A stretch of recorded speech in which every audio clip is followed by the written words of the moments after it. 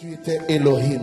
Tu t'es manifesté à Abraham, à Moïse. Tu étais l'Éternel, le Dieu tout-puissant. Et tu t'es manifesté, Seigneur, tout au long de l'histoire de la nature humaine, Père. Et tu t'es revêtu de nom à chaque fois, selon les circonstances dans lesquelles ceux qui s'abandonnent à toi se sont trouvés. Mais voici, tu as établi, Seigneur, le rejeton de David, celui-là même qui viendrait pour racheter l'univers tout entier. Et pour cette nouvelle alliance, tu as revêtu un nom. Tu t'es donné un nom parce que celui-là qui est devenu parole vivante, parole incarnée, il est venu, il s'est identifié parfaitement à l'homme que nous sommes et il est allé jusqu'à la croix par obéissance, par sa soumission. Il est allé et il a parfaitement accompli l'œuvre salvatrice à la croix. Et c'est pour cela, Seigneur, que tu lui as donné le nom au-dessus de tout nom. Lui qui n'a pas regardé comme une proie à arracher d'être égal à Dieu. Il a abandonné sa gloire et il s'est soumis. Il a obéi, Seigneur, en toutes choses, car aucune transgression n'a été trouvée en lui. Et tu nous as donné un nom. Tu nous as donné un nom dans lequel tu as mis toute ta puissance, toute ton autorité. Et nous voulons proclamer le nom de Yeshua, le Dieu qui sauve, le Dieu qui guérit, le Dieu qui délivre, le Dieu qui nous revêt de puissance, qui nous ceint de feu et de puissance. Nous célébrons le nom de Yeshua en ce lieu. Il n'y a point d'autre nom qui nous a été donné, ni dans les cieux, ni sur la terre, ni en dessous de la terre. Mais le précieux nom de Jésus-Christ, il nous libère. Pour ce troisième trimestre, juillet, août et septembre, je vous propose un thème. Le thème que je vous propose est en rapport avec le thème que nous venons de voir, puisque nous venons de finir un thème sur la prière. Ce qui me semble exact après la prière, c'est le thème suivant, le réveil spirituel. Le réveil spirituel. Je vous dirai pourquoi ce thème est exact. Parce que nous venons de terminer la semaine le trimestre sur la prière. L'élément sur lequel je vais me baser, bien sûr, c'est la Bible. Et puis je ferai appel aux grands revivalistes des temps passés que fut Charles Finet. Et puis aussi, je ferai appel aux indices que nous avons maintenant dans nos églises, dans nos assemblées. Et puis, certainement, quelques révélations personnelles. Le réveil est un élément très important dans la vie du peuple de Dieu. C'est un élément très important. Je me souviens quand nous devions faire les élections au niveau d'Abidjan-Est. Abidjan-Est qui vient d'être scindé. Je ne vous l'ai pas dit, scindé en deux. Abidjan-Est prendra désormais à partir de Cocody jusqu'à Bingerville. Et puis au niveau du plateau jusqu'à Angré, ce sera Abidjan-Centre. Donc pendant les élections, le mot d'ordre que j'ai donné, c'était le réveil. Je veux un réveil pour l'église que je dirige. Je veux un réveil pour la région que je dirige. Je veux un réveil pour la Côte d'Ivoire.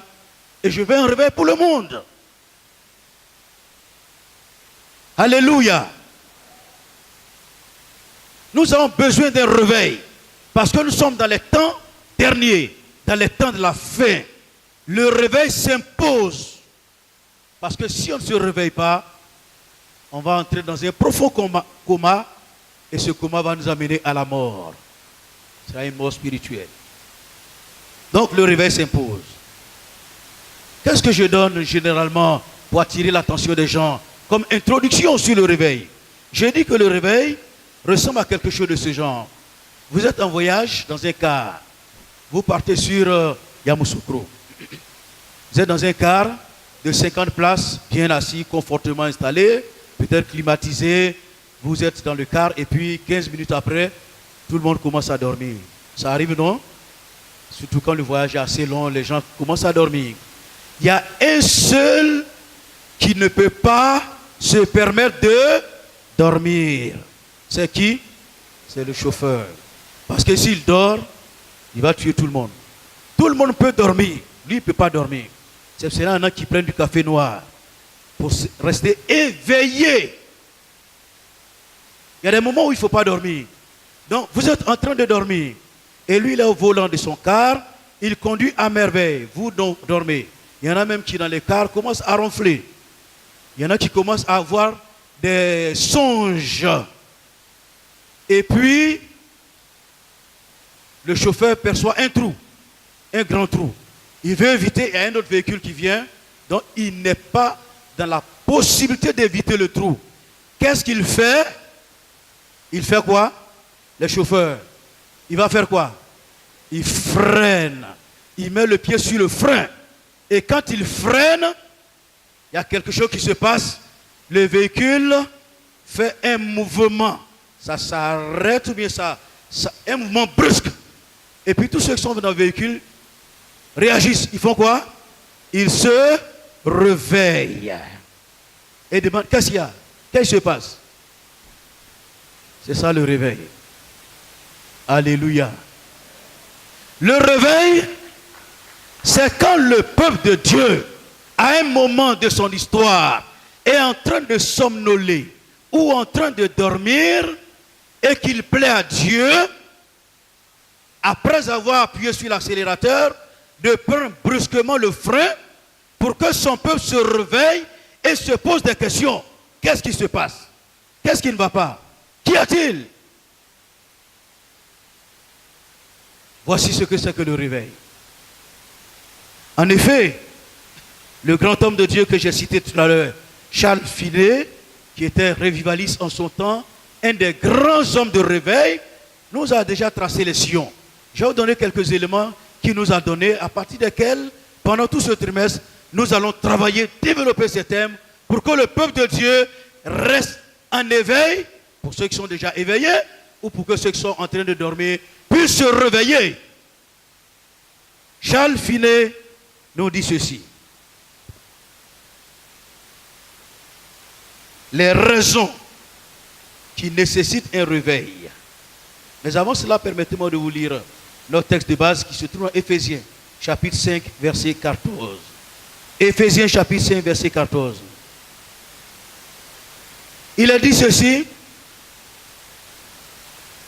C'est pour cela qu'il a dit, réveille-toi, toi qui dors, relève-toi d'entre les morts, et Christ t'éclairera. Réveille-toi, toi qui dors. Relève-toi d'entre les morts. Les morts. Ce n'est pas les morts physiques. Si tu es mort, il faut attendre la résurrection pour ressusciter. Relève-toi d'entre les morts, et Christ t'éclairera.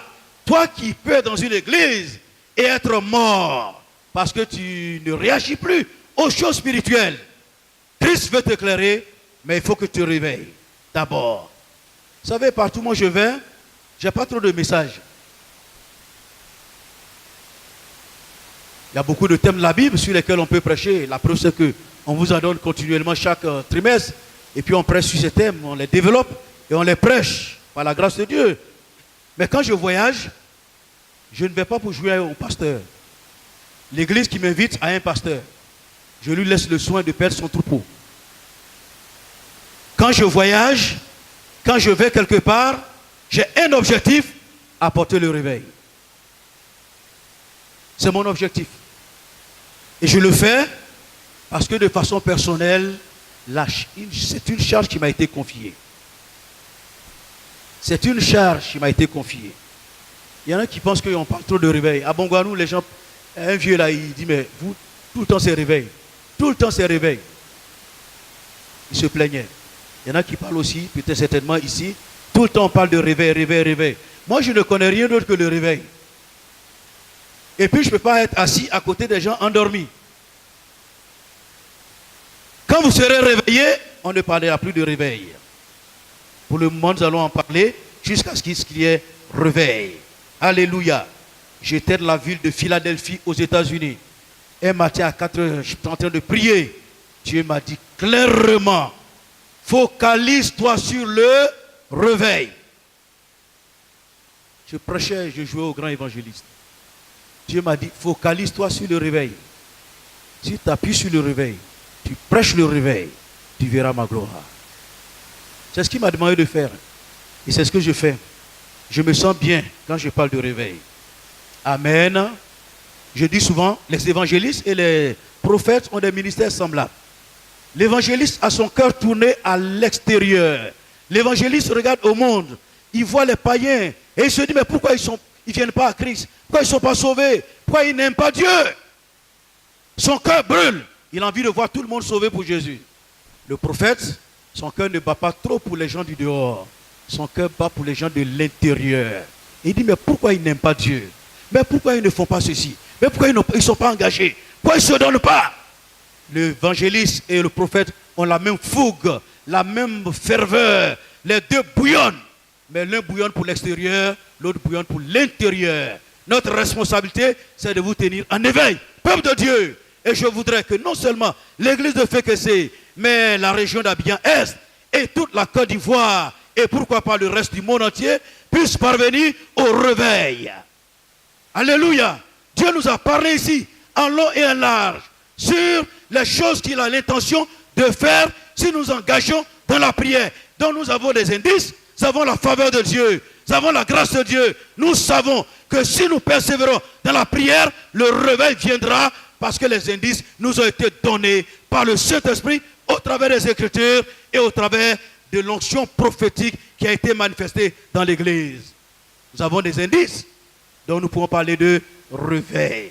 Dans les indices que Dieu nous donne.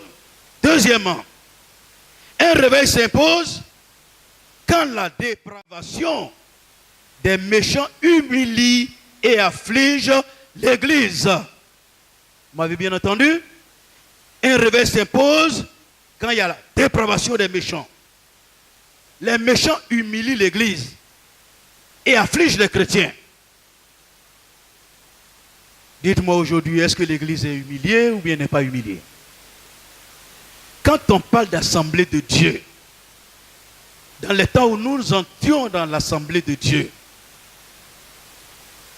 n'importe qui ne jouait pas avec l'assemblée de Dieu.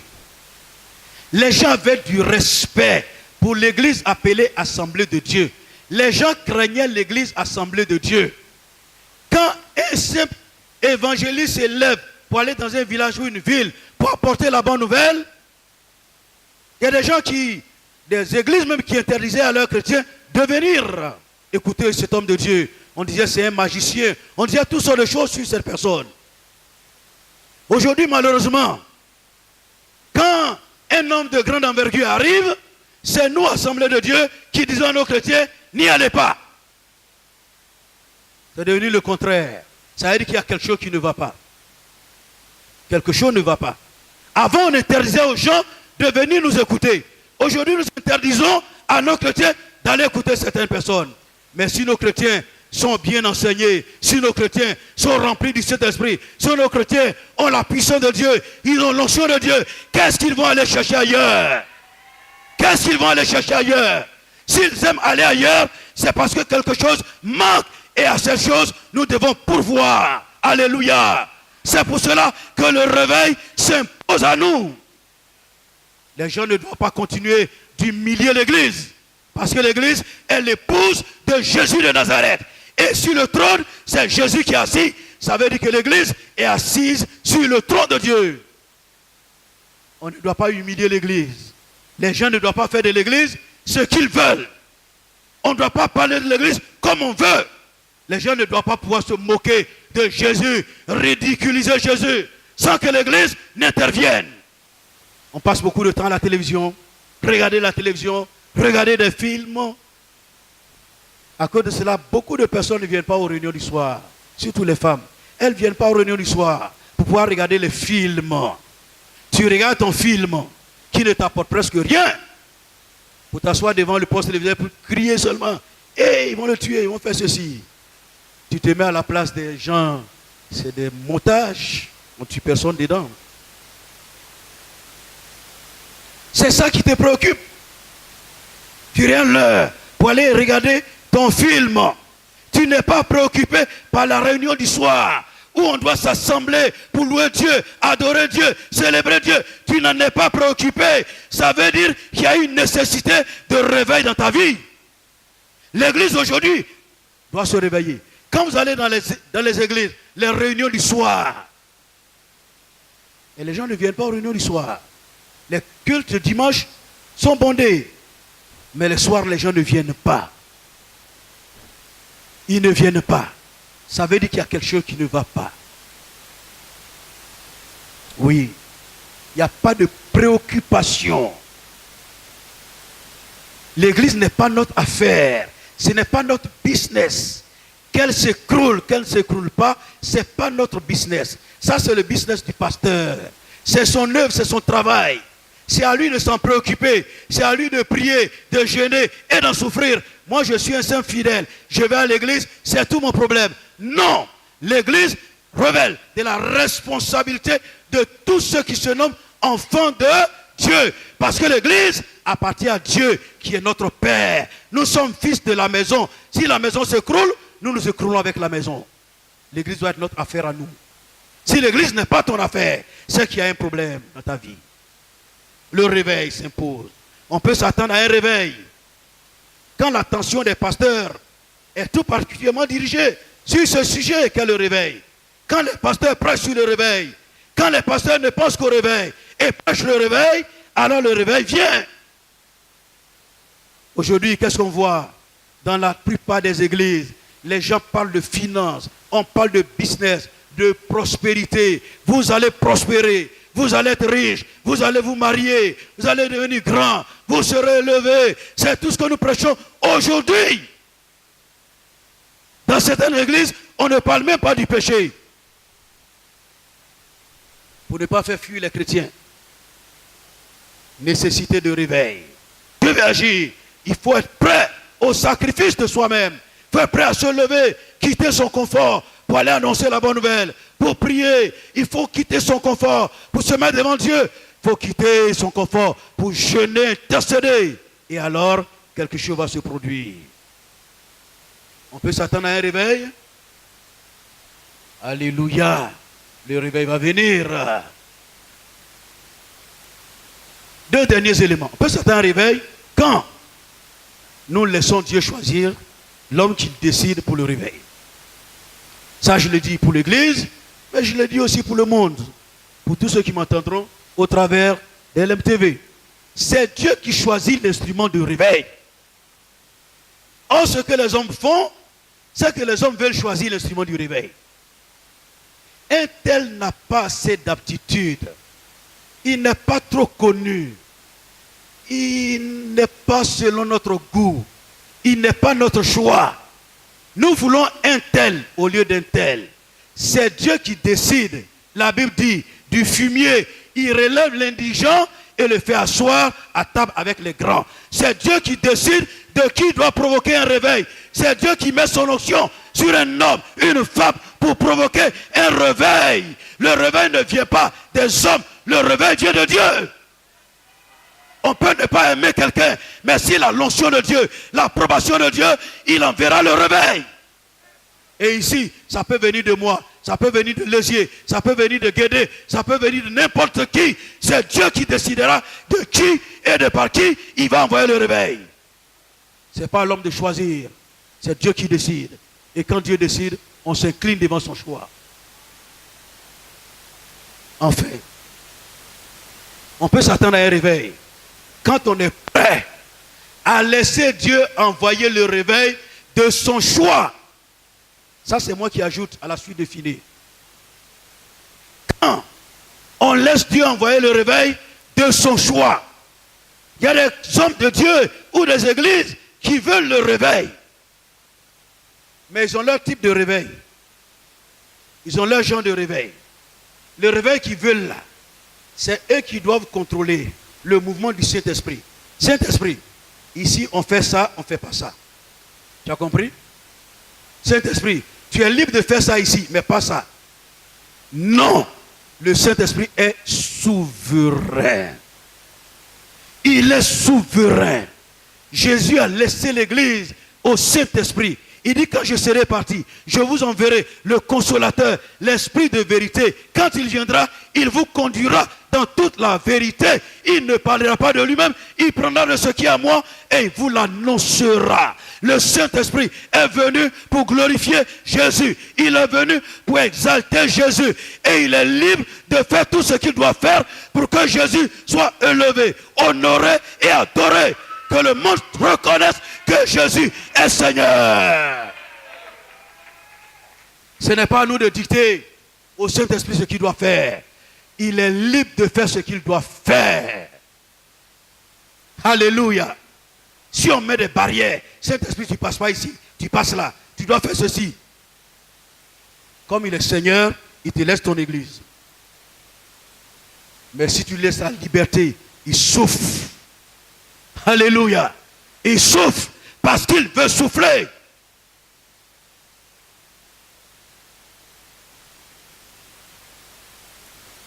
Tel miracle, est-ce que ça vient de Dieu? Jésus a fait tellement de choses qu'on a écrit l'essentiel pour nous emmener au salut. Et il continue de faire d'autres choses. Alléluia. Est-ce que dans la Bible, vous avez vu des pieds poussés, des pieds coupés poussés? Vous avez vu des bras coupés poussés? Mais aujourd'hui, Dieu le fait. Des pieds coupés qui poussent. Dieu ne change pas de méthode. C'est lui qui est en amont et en aval. La gloire lui reviendra toujours, quel que soit l'instrument qu'il aura utilisé. L'Église doit comprendre que le réveil n'est pas l'apanage d'un homme. C'est l'œuvre de Dieu. Et le Saint-Esprit doit avoir la liberté de faire ce qu'il veut. Un homme de Dieu disait, tout ce qui n'est pas contraire à la bienséance, tout ce qui n'est pas contraire à la bienséance, tout ce qui n'est pas anormal, tout ce qui n'est pas condamnable, peut être approuvé. Par exemple, dans la Bible, on prenait les mouchoirs de Paul, on touchait les malades et les malades guérissaient. On mettait sur les possédés, les démons criaient et sortaient.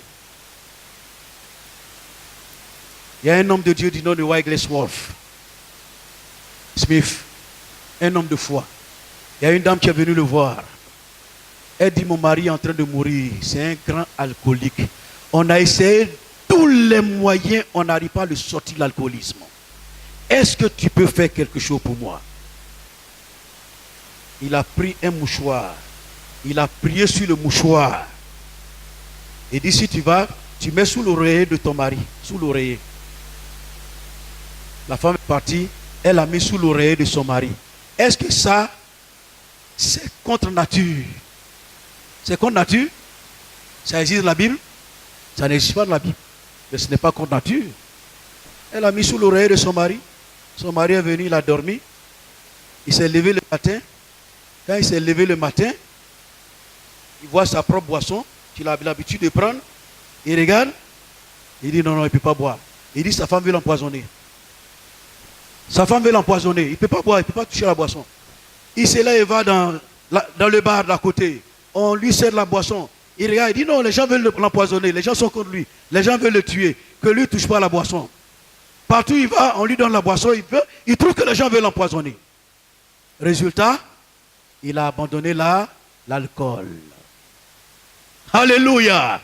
Alléluia. Un homme de Dieu a prié sur une pochette qu'on a mis sous l'oreiller. Ça, c'est des choses que Dieu veut faire et veut répéter. Parce que le Dieu que nous servons, c'est le Dieu des impossibilités. Il ne faut pas limiter Dieu. Il faut lui donner la liberté et la liberté de faire ce qu'il a envie de faire parce qu'il est Dieu. Les lampes doivent être allumées. Si l'église dort, l'église va ressembler aux 5 vierges folles qui n'ont pas pris d'huile dans leur lampe, d'huile de réserve. L'église n'a pas le droit de dormir. Oui, Dieu s'attend à ce que l'église, qui a son nom, fasse le surnaturel. Dieu s'attend à ce que l'église fasse plus que les autres, plus que le commun des mortels. Ce que le commun des mortels ne fait pas, l'église doit faire cela. L'église doit aller au-delà. Au-delà de ce que les gens font. L'église doit faire mieux et plus.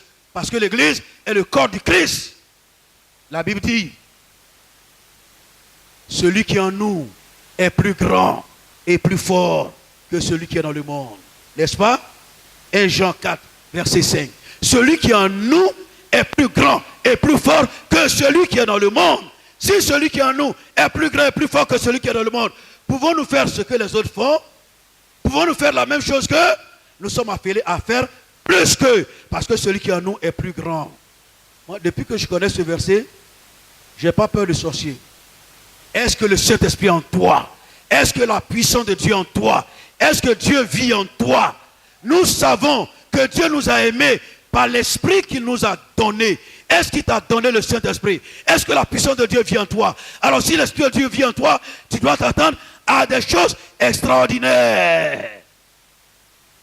Tu ne peux pas continuer dans le naturel. Le naturel ne convient pas aux enfants de Dieu. Vous savez, en classe, quand on note un enfant, on met médiocre, c'est pas bon. Assez bien, assez acceptable. Bien, très bien, excellent. Un enfant de Dieu doit tendre vers l'excellence. Un enfant de Dieu doit tendre vers l'excellence. L'excellence, c'est l'extraordinaire. C'est faire ce que tout le monde n'a pas l'habitude de faire. Ce que tout le monde ne peut faire. Et Dieu nous a dotés de sa puissance, de son pouvoir, de son autorité pour faire l'excellence, pour faire l'extraordinaire. Nous avons le pouvoir de Dieu. Parce que celui qui vit en nous est plus grand que celui qui est dans le monde. L'apôtre Paul dit, si l'esprit de celui qui a ressuscité Jésus d'entre les morts habite en nous, vous imaginez, Jésus qui est mort, la mort de Jésus, ce n'est pas la mort d'un homme, c'est la mort de Dieu fait homme. Le Saint-Esprit n'a pas reçu simplement un homme. Il a reçu Dieu. Dieu qui est mort, le Saint-Esprit l'a ramené à la vie. Si cet esprit qui a ramené Jésus, Dieu fait homme à la vie, et s'il habite en toi, si cet esprit habite en toi, qu'est-ce qui te sera impossible? Qu'est-ce que tu ne peux faire? Tout ce qui est impossible aux hommes est possible à Dieu. Si tu habites en toi, ce qui est impossible aux hommes te devient possible, parce que Dieu vit en toi. Alléluia. L'église aujourd'hui a besoin d'un réveil. Et le véritable réveil ne consiste pas à dire au Saint-Esprit ce qu'il doit faire. Nous devons prier et laisser le Saint-Esprit agir. Parce qu'il est Seigneur. Alléluia. Il est Seigneur. Oh, que Dieu soit loué. Que Dieu soit loué. Que Dieu soit loué. Je ne peux pas me contenter de ce dont les autres pasteurs se contentent. Je me contente de ce qui est écrit dans les Écritures. La Bible déclare, au nom de Jésus, il dit à mon nom, vous chasserez les démons, vous imposez les mains malades et ils seront guéris. Tant que je ne vois pas les malades guéris, les démons chassés, tant que je ne vois pas la puissance de Dieu à l'œuvre, je ne peux me contenter. J'attends quelque chose de grand. J'attends quelque chose de glorieux. J'attends quelque chose de puissant. Et je voudrais que vous puissiez rêver avec moi, que nous ayons la même vision pour que la gloire de Dieu vienne et que le nom de Jésus soit célébré, soit exalté et que les dons de l'Esprit remplissent l'Église comme le fond de la mer. Nous allons prier le Seigneur. Nous allons prier le Seigneur. Nous allons crier à Dieu. Nous allons dire, Seigneur, nous nous attendons à un réveil. Nous voulons voir des choses extraordinaires. Nous voulons voir Jésus glorifié. Nous voulons voir Jésus sur le trône. Nous voulons voir Jésus exalté. Nous voulons voir rien que Jésus. Personne d'autre. Encore le réveil. L'église est affaiblie. L'église est moribonde. L'église est tiédie. L'église n'est plus importante. L'église n'est plus forte. Oh Dieu, réveille-nous. Réveille notre esprit. Réveille notre cœur. Réveille notre entendement, Seigneur. Dieu te prie. What shall my king be celebrated? Saint-Esprit, nous attendons à toi. Le bruit des chars, le bruit des chars, le bruit des chars et les chevaux, le bruit de tonnerre, le tonnerre, le tonnerre. Badiaka, la télésocha, Kalapiari, Badiaka, la télésocha, Kalapiari, le réveil est sur le point de venir parce que Dieu a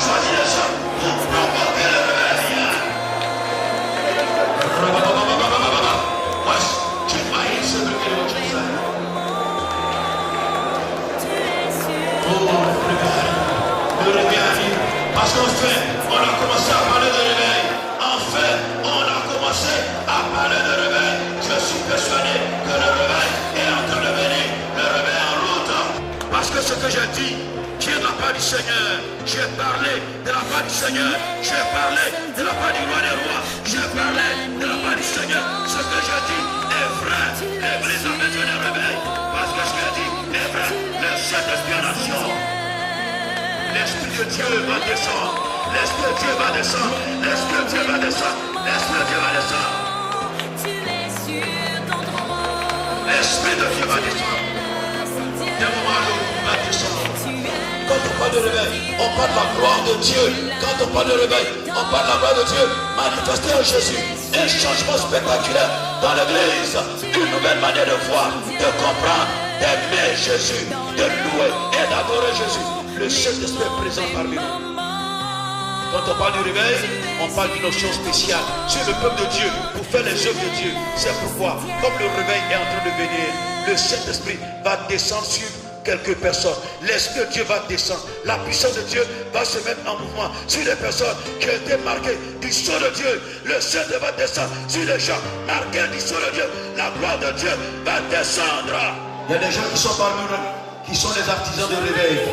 Il y a des artisans de réveil. Il y a des gens que Dieu a choisis, qui par leur moment de consécration de prière, par leur don, leur engagement, leur consécration, seront des artisans de réveil. Ils voient des instruments en les mains de Dieu pour provoquer le réveil. Et le Saint-Esprit est en train de vous marquer maintenant. Les artisans de réveil. Attends-toi à Dieu. Attends-toi à Dieu. Attends-toi à Dieu. Tu es un instrument de réveil. Un instrument de réveil. Il ne s'agit pas des autres, il s'agit de toi. Aujourd'hui, il s'agit de toi. C'est de toi qu'il est question. L'Esprit de Dieu vient descendre sur toi. La puissance de Dieu vient sur toi.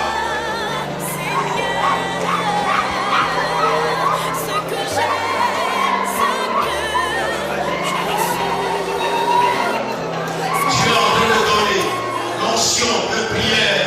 L'onction de prière à certaines personnes qui se sentent étouffées, qui veulent prier, sont le désir. Mais ils n'arrivent pas, alors que Dieu les a choisis, appelés pour avoir les moyens de prière.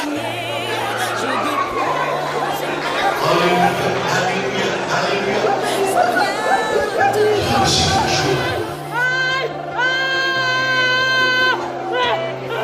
La gloire de Dieu sur les gens ici. La gloire de Dieu sur les gens ici. Les hommes et les femmes, ici devant, la gloire de Dieu sur nous. La gloire de Dieu. Je vois des gens remplis du Saint-Esprit. Des gens qualifiés.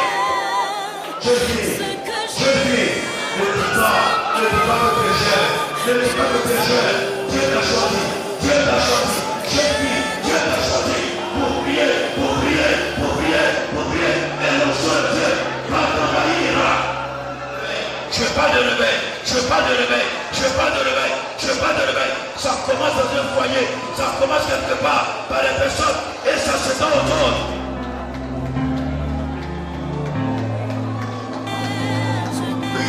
L'onction de Dieu, l'onction, il y a une onction particulière, mais elle ne reconnaît pas encore cette onction.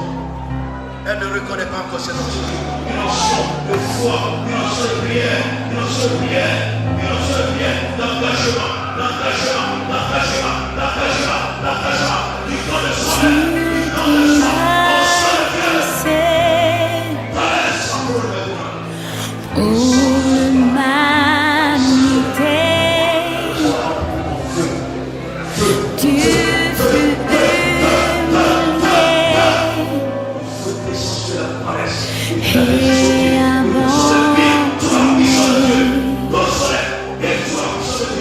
Tam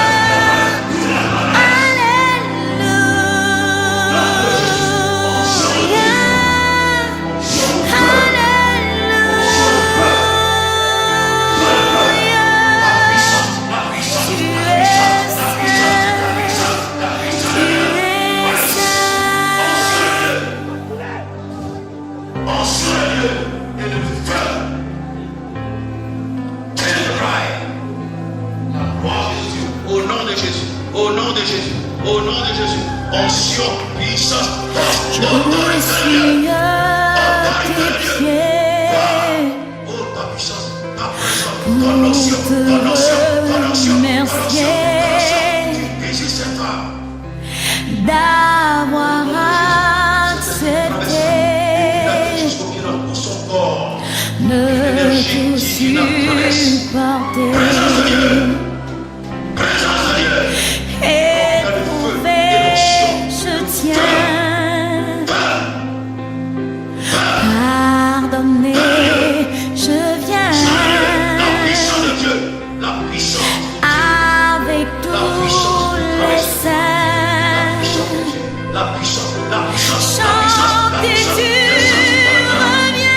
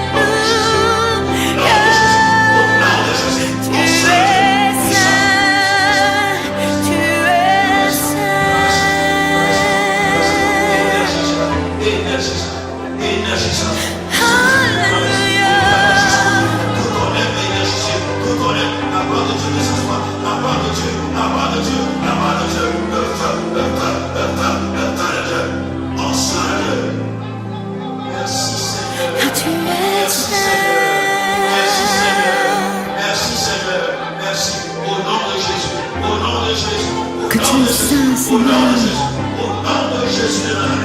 Toute la terre est remplie de ta gloire, Seigneur. Tu es élevé en majesté. Que tu as reçu le nom dessus de tout nom. Et je veux fléchir mes genoux et proclamer que tu es élevé et glorieux.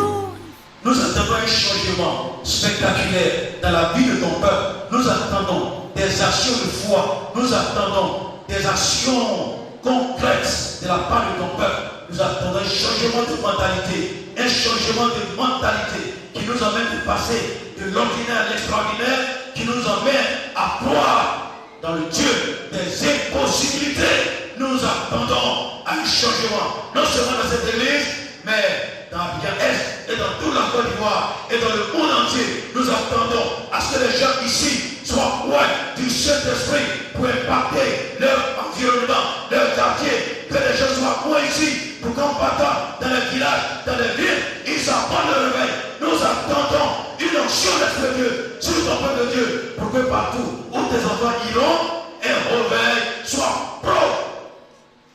Mais Seigneur, nous attendons à cela. Saint-Esprit, tu es le vecteur, porteur de réveil. Nous nous attendons à toi parce que nous voulons voir Jésus glorifié, Jésus sur le trône, Jésus élevé. Nous nous attendons à toi, Saint-Esprit. Bénis la résolution de ton peuple. Donne aux autres de comprendre l'importance de la vie pour que les choses banales, les choses sans valeur, nous puissions nous en écarter pour mettre l'accent sur l'essentiel, ce qui va nous produire des ressources dans le ciel. Aide-nous à la prière, aide-nous à la recherche de Dieu. Aide-nous, Seigneur, pour qu'enfin un réveil vienne, le réveil véritable, un réveil véritable, un réveil véritable, pour que tout le monde entre dans le réveil, au nom de Jésus. Je ne prie pas pour quelques personnes, je prie pour toute l'église, pour toute l'assemblée, je prie pour ton peuple, tes enfants, que tout le monde entre dans la vision du réveil, pour que l'église soit réveillée et que les autres églises se réveillent. Nous nous attendons à toi, Seigneur. Que chacun de nous soit un artisan de réveil. Pour la gloire de tous ces noms. Merci, grand Dieu et grand roi, de ce que tu nous bénis. Au nom puissant de Jésus-Christ, notre cher Seigneur et notre Sauveur. Amen. Et il nous revêt, et il nous sert de feu et de puissance. Nous célébrons le nom de Jésus en ce lieu. C'est en son nom que nous sommes héritiers. Et c'est avec lui que nous sommes co-héritiers. Car tout don parfait, tout don excellent nous vient de Dieu le Père, en qui il n'y a l'ombre, Seigneur, d'aucune ténèbre, oh Dieu. Et nous te célébrons pour ton nom, Seigneur Jésus-Christ. Nous te glorifions pour ton nom, Seigneur Jésus-Christ.